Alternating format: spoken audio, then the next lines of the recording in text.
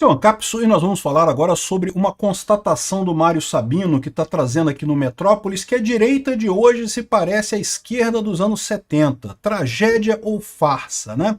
O que ele está falando aqui na coluna dele é que a direita hoje acusa perseguição, diz que tem exilados políticos e busca ajuda no exterior para sua causa aqui no Brasil, exatamente como a esquerda fazia nos anos 70 aqui no Brasil. E eu já falei para vocês, porque realmente estamos vivendo a mesma situação, né? Em 64 os militares deram um golpe, disseram que os comunistas iriam dar um golpe, daí deram um golpe, né, para evitar o golpe dos comunistas, e agora a gente tem a mesma situação acontecendo. O Alexandre de Moraes disse que a direita ia dar um golpe no Brasil, aí deu um golpe para evitar o golpe do Bolsonaro no Brasil, e já estamos vivendo a perseguição, todo o mecanismo do golpe, da ditadura, estamos vivendo tudo isso. E não tem dúvida nenhuma, do ponto de vista jurídico, é igualzinho. A forma como Alexandre de Moraes se comporta nos inquéritos é igualzinho funcionavam os inquéritos do DOI-CODE, de abrir um inquérito policial com causa aberta, sem causa específica, e ficar punindo as pessoas com medidas cautelares. É a mesma coisa que faz o Xandão na ditadura moderna nossa, né? E da mesma forma o Xandão diz que faz isso porque está defendendo a democracia. Os militares falavam a mesma coisa, meu amigo. Não, porque o Jango ia dar um golpe, o Brizola ia dar um golpe, eu estou defendendo a democracia aqui, ó. Precisei fazer isso aqui para defender a democracia, né? Enfim, de fato tem muita semelhança nisso daqui, mas eu acho que ele está esquecendo um fator fundamental na diferença, que é a questão de que a esquerda se tornou o establishment no Brasil, né? Na verdade, o establishment brasileiro absorveu as ideias da esquerda, passou a usar isso como coisas para si, de forma que o que sobrou de anti-establishment, né, de anticultura, de contracultura, é a direita. É por isso que o pessoal está apavorado aqui. Olha só, a Manuela Dávila falando, a esquerda está isolada, está com dificuldade, ninguém mais quer a esquerda. A Erika Hilton diz que a esquerda está na frente da renovação, eles dão a alma, eles correm atrás mesmo, a esquerda ninguém quer nada. A esquerda é o establishment, filha. Por mais que vocês se vejam como muito revolucionários, olha só, virei mulher, não sei o que lá, como fosse uma coisa revolucionária e coisa e tal, na verdade, vocês são o establishment, vocês são o poder constituído, né? A direita é que é contra o establishment, que é contra o governo, né? E isso não é um fenômeno no Brasil só, não. Está aqui o Gavin Newsom assumindo numa entrevista, dizendo que, olha só, a marca dos democratas é tóxica nesse momento. Ou seja, lá nos Estados Unidos, com o Trump fazendo um monte de merda que o Trump está fazendo por lá, o próprio pessoal democrata está perdido, não sabe para onde ir. Por quê? Porque ninguém quer mais a esquerda. Essa notícia foi sugerida por a véia que cagou na mesa do Xandão.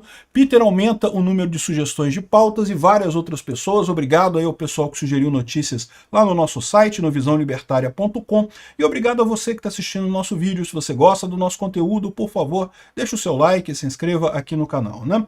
Pois bem, o Mário Sabino traz uma notícia aqui, uma coluna aqui, que é o que eu já falo para vocês, e eu falo isso daqui desde 2019, hein? Ele está falando agora isso daqui, ó. A direita de hoje parece a esquerda dos anos 70, tragédia ou farsa. Então aqui, ó, em diversas atitudes, a direita dos anos 20 desse século 21 parece a esquerda dos anos 70 do século passado. Eis a questão, é a história se repetindo como tragédia ou como farsa? Ele fala isso por causa de uma frase do Karl Marx. Aliás, eu acho que ele fala aqui, ó, a frase exata do Karl Marx é: a história se repete, a primeira vez como tragédia, a segunda como farsa, e não sei lá o que, né? A gente sabe que o Mário Sabino é um comunista, filho da puta, né? Mas não tem problema não, o que está acontecendo é a tragédia, a repetição da tragédia, porque é idêntico. A única coisa que muda é a força que está se rebelando neste caso. Lá nos anos 60 foram os militares que encarnavam a direita conservadora, os conservadores de então, que para evitar um golpe da esquerda, que eles dizem que haveria o golpe, vocês sabem a minha opinião, eu acho que não teria golpe nenhum da esquerda em 64, porque se os militares conseguiram dar um golpe, é porque eles tinham muito apoio, ou seja, por natureza a esquerda não teria apoio para o golpe dela, portanto seria um golpe impossível. E ficamos numa ditadura por 20 anos aqui no Brasil, conseguimos sair a duras penas da ditadura, porque a ditadura é difícil você sair, porque a ditadura, qualquer crítica que você faz à ditadura é entendido pela ditadura como um ataque a ela, então aumenta o recrudescimento, é a fase que a gente está agora na ditadura do STF, né? O STF, de novo, é a mesma coisa, não, porque Bolsonaro vai dar um golpe, Bolsonaro vai dar o golpe, não sei o que lá, então temos que dar um golpe antes para impedir o golpe do Bolsonaro. Foi o que fez o STF com o inquérito das fake news. E quem acha que, mas o inquérito das fake news, chamar um inquérito de golpe, não, é a mesma coisa, meu amigo. Porque no momento, por que os militares deram um golpe em 64? O golpe é no momento que eles fizeram o AI-1, foi no dia 7 de abril de 64, não foi no dia 31 de março, não, tá? No dia 31 de março, quando o pessoal, quando o Olímpio Mourão Filho, é isso? Agora eu não lembro o nome do cara, botou os tanques de Juiz de Fora para o Rio de Janeiro e coisa e tal, e aí no dia seguinte o Congresso decretou a vacância do cargo de presidente, até aí não teve golpe nenhum, isso aí está previsto na Constituição. Realmente ninguém sabia onde é que estava o Jango não sei se fugiu, se estava em algum outro lugar, decretaram a vacância, o Jango poderia ter voltado para Brasília, não voltou, fugiu, Brizola fugiu também. Então, até aí não teve nada de errado, né? Empossaram primeiro, era Mazelli o nome do cara, também não lembro direito o nome do cara lá, que era o presidente da Câmara, foi eleito, né, o presidente temporário até fazer a eleição indireta, e daí na eleição indireta escolheram o Castelo Branco para ser o presidente brasileiro. Mas até aquele momento estava tudo de acordo com a Constituição, se estava seguindo a Constituição, não foi golpe. O golpe foi no dia 7 de abril, quando o Castelo Branco decretou o AI-1, Ato Institucional número 1, que é de tipo assim, olha, não interessa a Constituição, a gente vai fazer isso daqui. E aí pronto, aí dissolveu o Congresso, teve um monte de coisa lá, aí foi golpe, aí não tem o que dizer, aí é golpe. Você tomar medidas fora da Constituição, são golpe. E pronto, né? Agora, e o processo do STF? É a mesma coisa. O Alexandre de Moraes estava preocupado porque estava havendo muitas críticas, a Lava Jato estava chegando no STF, coisa e tal, estava apavorado. O que ele fez? Criou um processo de ofício, caçando uma regrazinha obscura do regulamento do STF, coisa e tal, uma justificativa que não existe para nada, não teve distribuição, não teve juízo natural, o processo foi dado para o Alexandre de Moraes, ou seja, isso tudo, você está jogando a Constituição no lixo. Acabou. A partir daí, isso é um golpe. No momento que você para de obedecer à Constituição, você deu um golpe. E é isso que aconteceu. O STF parou de obedecer à Constituição em 2019 com o inquérito das fake news.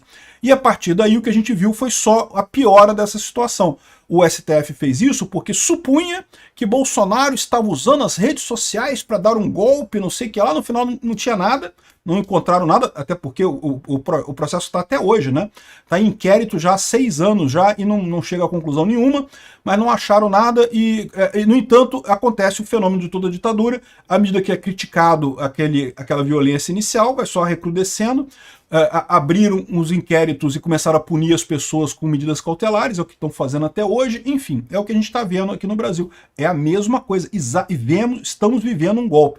Eu só espero, como eu falei para vocês, que o golpe do judiciário seja menor, não dure tanto tempo quanto o golpe dos militares em 64. Né? O golpe dos militares levou 20 anos para a gente conseguir se livrar disso. Espero que o golpe judiciário a gente não leve tanto tempo. E outra coisa, os militares levaram 20 anos para sair e aprenderam a lição. Agora, havia possibilidade de dar um golpe. Se o Bolsonaro quisesse ter dado um golpe, ele poderia ter dado um golpe. Mas os militares foram espertos. Não, a gente não vai se meter com isso, isso é dor de cabeça, a gente não vai resolver problema nenhum. Política, quem tem que resolver política é o povo brasileiro, por mais que seja dolorido, por mais que seja difícil, por mais que leve muitas eleições, quem tem que resolver o problema da política brasileira é o povo brasileiro. Não tem outra pessoa, não vai ser judiciário, não vai ser militar, não vai ser Trump nos Estados Unidos, não vai ser ninguém que vai resolver o problema do Brasil. Quem vai resolver o problema do Brasil somos nós, os brasileiros. Né? E agora o judiciário entrou nessa, não porque eu vou salvar a democracia do Brasil, Alexandre de Moraes, vou salvar a democracia, e deu o golpe dele para salvar a democracia brasileira, e o que a gente vai ver agora é uma ditadura do judiciário, que eu não sei quanto tempo vai durar. Eu espero que dure menos tempo do que os 20 anos, e eu espero que igualmente, quando terminar essa ditadura do judiciário, os juízes olhem para o que aconteceu, para a quantidade de merda que aconteceu, e falem assim, olha, realmente não tem jeito, deixa o povo brasileiro resolver os problemas, não pode a gente querer ficar tutelando a democracia, não, é o povo que vai chegar, vai ter erros, vai ter tropeço no meio do caminho, mas a gente tem que chegar num negócio razoável, né? O que ele está descrevendo aqui é exatamente a mesma coisa, mas ele esquece de um ponto fundamental, que se de fato naquela época a esquerda tinha força, tinha muita gente que lutava pela esquerda, acreditava no comunismo, achava que o comunismo dava certo e que era a resposta para o problema do Brasil, se a gente implantar o socialismo tudo vai dar certo, vamos ter pôneis com rabo de arco-íris peidando perfume pelas ruas e todo mundo feliz e não sei o que lá, ou seja, tudo vai dar certo no Brasil, e Só que não, né? A gente sabe hoje em dia que depois que caiu o Muro de Berlim, que o comunismo deu errado, né? O socialismo é uma máquina de produzir miséria. Miséria e propaganda. A propaganda dele sempre foi muito boa. Mas fora isso, só produzia miséria lá na União Soviética e em qualquer outro lugar que foi tentado, em Cuba, em qualquer outro lugar, né? Então, ou seja, por que você vê hoje o pessoal da esquerda reclamando? Nós estamos com dificuldade, estamos isolados. É o fenômeno que eu falo para vocês. A informação descentralizada e distribuída diminuiu ainda mais o poder de propaganda e o poder de estruturas hierárquicas. Os comunistas sempre foram uma merda, sempre fizeram merda, só fizeram merda, mas propaganda eles faziam bem. Só que eles faziam bem propaganda quando eles podiam fazer propaganda. Com a informação descentralizada e distribuída, propaganda esquerdista perdeu a força. E aí você está vendo isso daí. Além disso, essa ideia de solução estatal das coisas, né, de você criar uma grande estrutura que vai resolver todos os problemas, que vai ter um super cérebro que vai dizer para cada um, não, você vai ganhar isso, para ficar todo mundo igual, né? E isso simplesmente não funciona. Simplesmente não tem como funcionar. Isso daí sempre acaba essa grande estrutura ditatorial decidindo dar mais dinheiro para a própria estrutura, para as próprias pessoas que estão na estrutura, enriquecendo os políticos todos e a população se ferrando completamente. O fato é, a esquerda se tornou establishment, se tornou essa máquina de fazer desigualdade no Brasil. Eu acho muito engraçado, né? Você vê que a Erika Hilton, que ela se vê como uma ruptura, né? uma nova força na política brasileira, né? De contestação, porque, né, ela fez mudança de sexo e coisa e tal, e eu não tenho nada contra isso, eu acho que cada um é feliz do jeito que é, não tem problema nenhum, mas ela está esquecendo que economia é o que importa. Costume não é o importante, a sociedade lida com os costumes por si própria, o importante é a economia. E aí o que acontece? A esquerda está no poder há 20 anos, cara. Vocês não estão rompendo nada, vocês são o establishment. A esquerda no Brasil está no poder há 25 anos, né? Isso se contar a esquerda que se chama esquerda, porque os métodos da esquerda do Lula são os mesmos métodos da esquerda do Sarney. Então, o Sarney não se dizia de esquerda, mas é o mesmo método, é a mesma coisa. O Collor não se dizia de esquerda, mas é o mesmo método, é a mesma coisa. Então, assim, no final das contas, a esquerda está no poder há muito tempo. O povo está vendo que vocês são establishment. Se vocês não resolveram em 20 anos o problema do povo brasileiro, não vai ser agora que vão resolver. E daí que dá força para a direita, porque a direita está propondo coisas novas, está propondo liberdade econômica, está propondo menos Estado, diminuição do tamanho do Estado, né?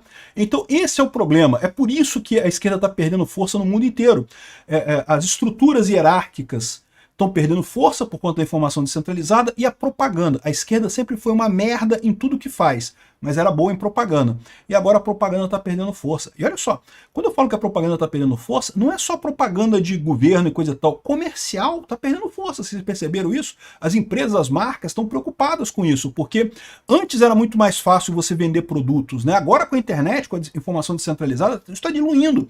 Você tem uma massa tão grande de informações que aquela informação do comercial se dilui no meio daquela coisa toda. É muito mais difícil você fazer a propaganda agora, né? Então, de novo, a esquerda perdeu a única coisa de positivo que eles tinham, né?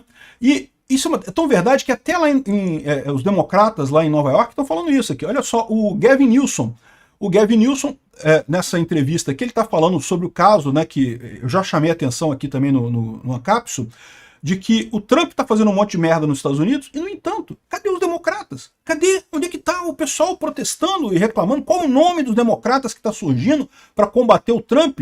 Não tem ninguém, os democratas não conseguem, os democratas parecem que estão mortos nos Estados Unidos.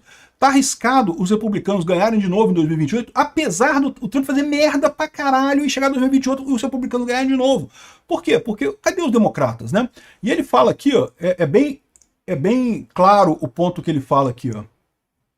It's really been interesting, the reaction to the podcast. I mean, we had some controversial figures on, I'll acknowledge that, and Steve Bannon, Charlie Kirk, and some others. But you're right. I mean, this idea that we can't even have a conversation with the other side. You have to. They won. Thank you. That's it. Bottom line.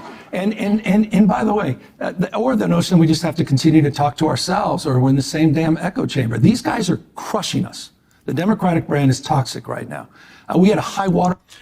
Ele está falando sobre a necessidade dos democratas de discutir com os republicanos, discutir com o outro lado. os republicanos estão destruindo os democratas, né? Eles estão, a marca democrata é tóxica nesse momento. É o que está acontecendo aqui no Brasil também. Por que o Lula não consegue melhorar nada? Porque a percepção das pessoas ficou muito ruim. A esquerda não tem soluções.